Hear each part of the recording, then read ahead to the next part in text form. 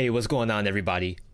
Welcome to 5 things I wish I knew when I started Phantom Abyss. My name is Veedotme. I play a ton of roguelikes and action platformers. I also post a lot of guides about them, so if that's something that you're interested in, feel free to subscribe to the channel.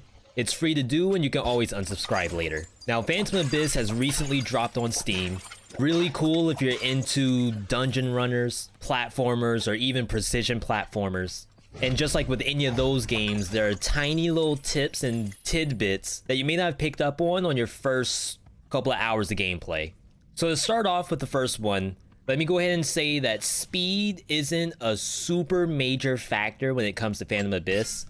Until an actual boss is chasing you, you do have enough time to stand around, evaluate the situation, and then move forward after that. Typically, the only time when you actually have a quote-unquote speed run mentality is if you either have a boss that's chasing you, or if you have a whip that requires some sort of interaction with other phantoms. That could be being near phantoms do something specific, or phantoms are a detriment to you in some type of way. Furthermore, a lot of people don't know that the phantoms will actually activate the traps that you are walking up to. So there's another aspect where if you try to run behind a phantom, if you're trying to chase after the phantoms, you may actually get hit by spikes or a falling rock that you didn't really have the timing for. Some people prefer being out in the front, that way you never have to deal with that issue. But then, of course, you possibly lose out on chests that you didn't know were there. Besides the whips and bosses, speed is kind of a player preference. I'd say at least start off by watching other players and then elevate your speed after that. That being said, as the first player, you get to open the chest before the phantoms do.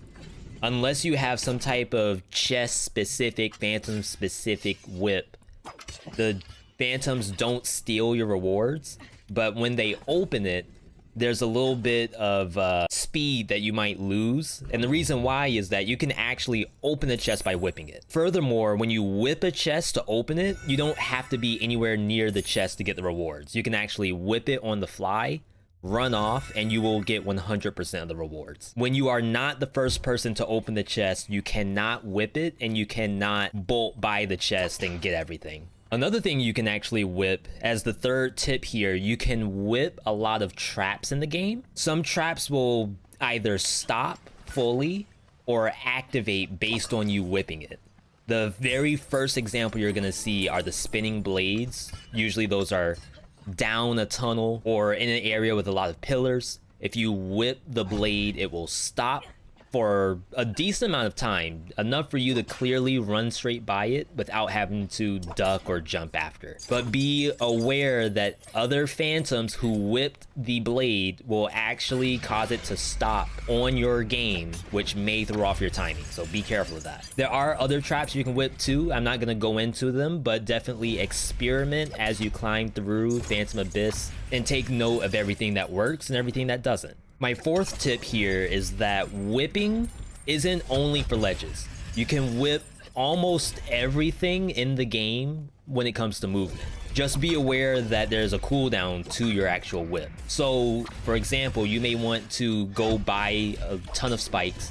You can whip the wall that the spikes are below, launch yourself over them, and then just do the dodge roll at the bottom. You may also be plunging to your death in a giant shaft. What you can do is you can whip the wall on your way down, slow your momentum, and possibly give you air control back so you can land on a ledge or anything else for safety. One of the great things you can do is look up whenever you have a lot of traps that are below you, because there could very well be pillars that you can whip up to, or a second layer to that level that you can climb up and then bypass that bottom section. And then finally, my last tip for Phantom Abyss, when you finally get to the end of one section of the dungeon, you'll actually have a blessing that you can buy.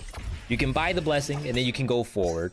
But if you happen to have a lot of money, you can double buy on the one blessing. It does increase the price just like it normally would, and it does re-roll the blessings that are available to you.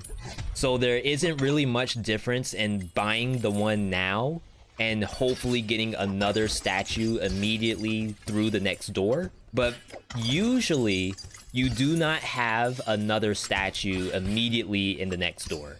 Typically it's at the end of that section of dungeon.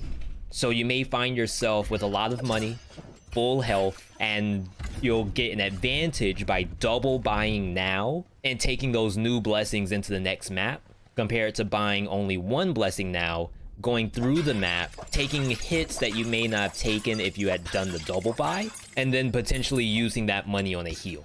Also, a little side note, the bonus heart container does technically heal you by 1, or however many bonus hearts you obtain when you buy that blessing.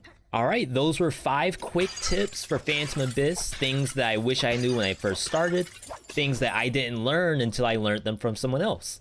If you happen to learn anything here, let me know in the comments which one of these tips is the one that surprised you the most, or one that you had no idea about. If there are any you want to add, definitely put them in the comments, help out the next person who reads it. Like the video, of course, if this is something that you think a lot of people need to know about. And yeah, other than that, good luck in your next run.